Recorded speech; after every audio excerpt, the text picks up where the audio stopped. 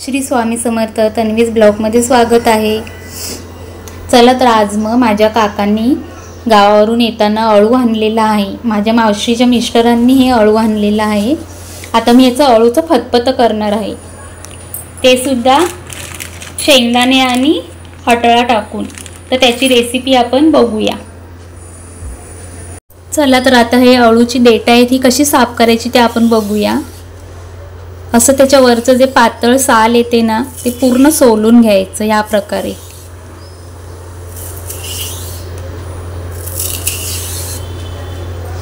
हे बघा, अशा प्रकारे आपण ही सगळी सालं काढून घेऊया देठीची।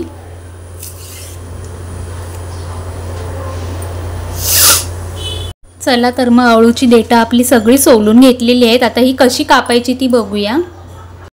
चला तर मग आपण आता ही अळूची पानं आणि देठी विळीवरती कापून घेऊया।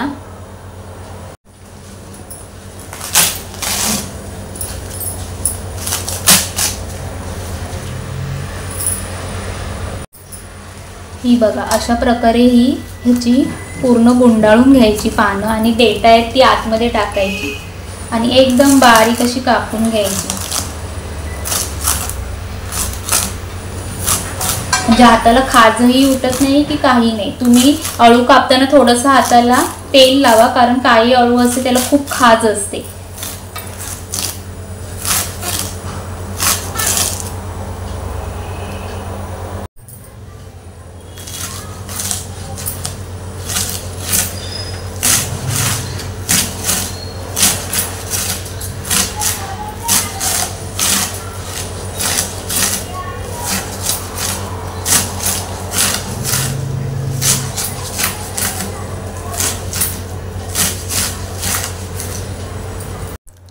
अशा प्रकारे आपली भाजी इथे मी सर्व कापून घेतली आहे अळूची। आता आपण ही कुकरमध्ये 7-8 शिट्या करून शिजवून घेऊया चांगली। आता सर्व भाजी आपण कुकरमध्ये शिजवून घेऊया। पहिला अळू टाकले थोडं मी, त्याच्यानंतर इथे हटळा घेतले धुवून चांगले स्वच्छ, त्या टाकूया। मग शेंगदाणे मी उमळत घातले होते रात्री, ते आता टाकून घेऊया। त्याच्यावरती सगळं अळूची भाजी परत हे टाकून घेऊया। आता पाणी टाकून घेऊया। आपलं अळू जेवढं असेल त्याच्या थोडं वरती पाणी येईल एवढं पाणी टाकून घेऊया आपण, कारण अळूला सुद्धा नंतर पाणी सुटतं, त्यामुळे थोडंच पाणी टाकायचं आहे। अजून लागेल बहुतेक पाणी।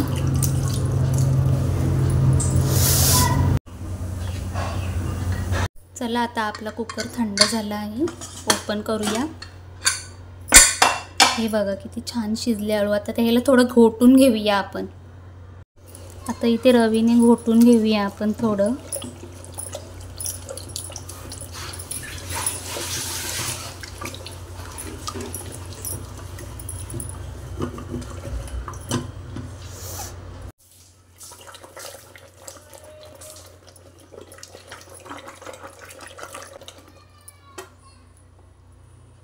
अशा पद्धतीने घोटून घेतले।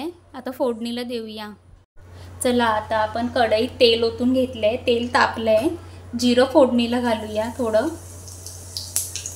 7 ते 8 पाकळ्या मी लसणाच्या ठेचून घेतल्या, त्या घालूया।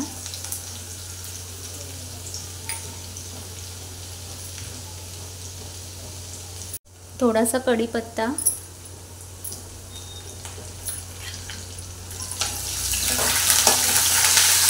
याच्यामध्ये आपण मसाले घालूया। हळद घातली आहे, गरम मसाला घातलाय, लाल तिखट घातलंय आणि मालवणी मसाला घातलाय।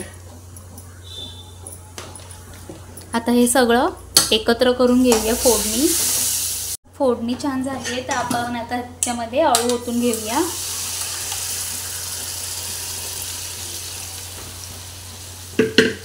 आणि चांगलं एकजीव करून घेऊया।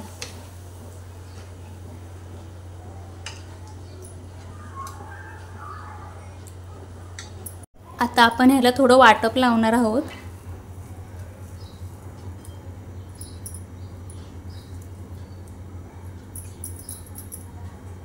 चांगलं एकजीव करून घेणार आहोत.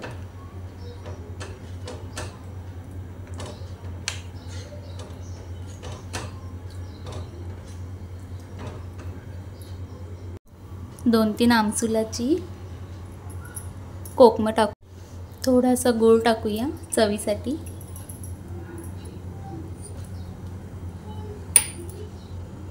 चवीपुरतं मीठ.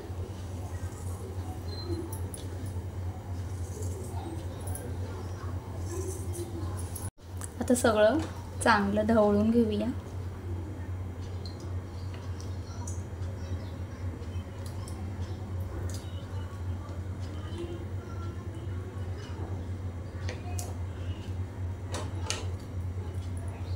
आता याच्यावर झाकण ठेवूया.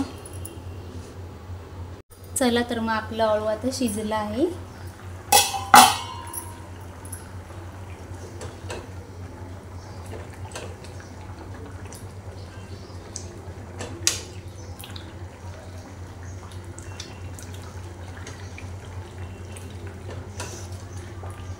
किती छान झाला आहे आपलं अळू.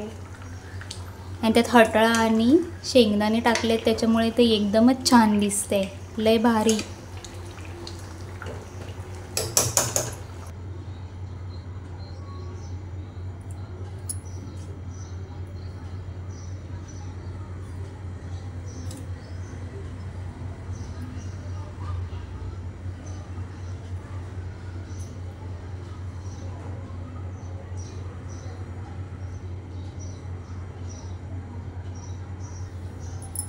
चला तर मग आपलं मालवणी अळू तयार आहे.